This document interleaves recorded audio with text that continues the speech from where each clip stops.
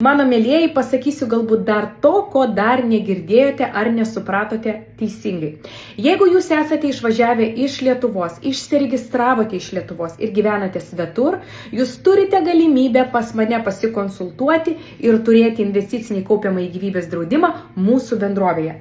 Kaupti savo pinigus, juos investuoti ir dar, kas be ko, draustis 24 valandas per parą visame pasaulyje. Tai reiškia, kad nuotoliniu būdu galiu sudaryti jums sutartį, kurioje mes viską apkalbėsime, koks draudimas ir kokia įmoka jums būtų patogiausia šiai dienai taupyti, kai negyvenat Lietuvoje. Jeigu jūs dar savo kelių nežinote, ar grįšite į Lietuvą ar ne, kadangi įmonė yra tarptautinė, nepergyvenkite, kaupti ir draustis galite jau dabar. Kitas dalykas, jeigu jūsų vyras išvažiuoja retkarčiais į užsienį padirbėti, taip pat galime jam pasiūlyti labai geras apsaugas ir investicinį kaupiamą į gyvybės draudimą.